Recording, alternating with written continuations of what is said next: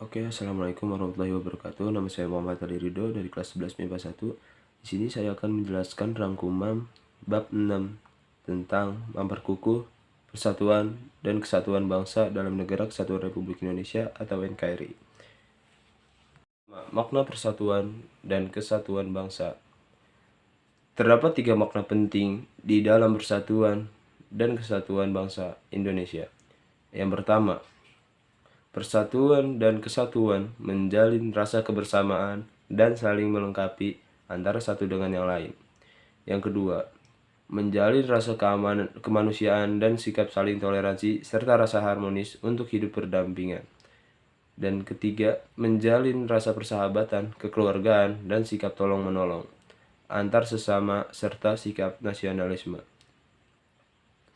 Kedua, kehidupan bernegara dalam konsep Negara Kesatuan Republik Indonesia atau NKRI. Konsep NKRI menurut Undang-Undang Dasar Negara Republik Indonesia tahun 1945, hal ini dituangkan dalam 5 pasal, yaitu pasal 1 ayat 1, pasal 18 ayat 1, pasal 18B ayat 2, pasal 25A, dan pasal 37 ayat 5 Undang-Undang Dasar. Istilah Nusantara dalam ketentuan tersebut dipergunakan untuk menggambarkan kesatuan wilayah, perairan, dan gugusan pulau-pulau Indonesia yang terletak di antara Samudra Pasifik dan Samudra Hindia, serta di antara benua Asia dan benua Australia. Kesatuan wilayah tersebut juga mencakup kesatuan politik, kesatuan hukum, kesatuan sosial budaya, serta kesatuan pertahanan dan keamanan. Ada beberapa keunggulan Negara Kesatuan Republik Indonesia. Indonesia adalah negara kepulauan. Yang pertama, jumlah dan potensi penduduknya yang cukup besar, yaitu menempati urutan keempat di dunia setelah RRC, India, dan Amerika Serikat. Kedua, memiliki keanekaragaman dalam berbagai aspek kehidupan sosial budaya seperti adat istiadat, bahasa, agama, kesenian, dan sebagainya.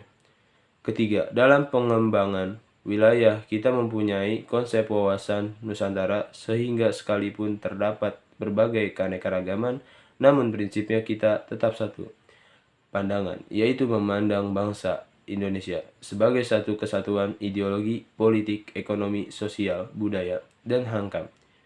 Keempat, semangat Sumpah Pemuda yang selalu merasuki jiwa dan kalbu bangsa Indonesia. Kelima, memiliki tata krama atau krama tamahan. Keenam, letak wilayahnya yang amat strategis yaitu di posisi silang dunia sehingga membuat Indonesia menjadi wilayah yang amat ramai dan mudah untuk dikunjungi dan disinggahi oleh bangsa-bangsa lain. Ketujuh, keindahan alam Indonesia tidak disangsingkan lagi. Kedelapan, salah satu keajaiban dunia juga ada di Indonesia. Kesembilan, wilayahnya sangat luas, yaitu 5.193.250 km yang meliputi daratan seluas 2.027.087 km dan lautan seluas 3.166.133 km. 10. Tanahnya amat subur dan kaya akan sumber daya alam yang dapat dibanggakan. Ketiga, faktor pendorong dan penghambat persatuan dan kesatuan bangsa Indonesia. Faktor pendorong persatuan dan kesatuan bangsa Indonesia, persatuan dan kesatuan. Suatu negara merupakan faktor utama yang menentukan keberhasilan pembangunan yang dijalankannya. Ada 3 faktor yang dapat memperkuat persatuan dan kesatuan dalam Negara Kesatuan Republik Indonesia atau NKRI. Yang pertama, Sumpah Pemuda. Yang kedua, Pancasila. Yang ketiga, Semboyan Bhinneka Tunggal Ika. Adapun faktor-faktor yang berpotensi menghambat persatuan dan kesatuan bangsa Indonesia diantaranya sebagai berikut. Kebinekaan atau keberagaman pada masyarakat Indonesia, kondisi ini dapat menjadi penghambat persatuan dan kesatuan bangsa apabila tidak diiringi dengan sikap saling menghargai, menghormati, serta adanya toleransi yang telah menjadi karakter khas masyarakat Indonesia. Berdasarkan geografis, wilayah Indonesia yang terdiri dari pulau-pulau dan kepulauan memiliki karakteristik yang berbeda-beda. Muncullah gejala etnosentrisme. Etnosentrisme merupakan sikap menonjolkan kelebihan-kelebihan budayanya dan menganggap rendah budaya suku bangsa lain. Melemahnya nilai-nilai budaya bangsa, pembangunan yang tidak merata.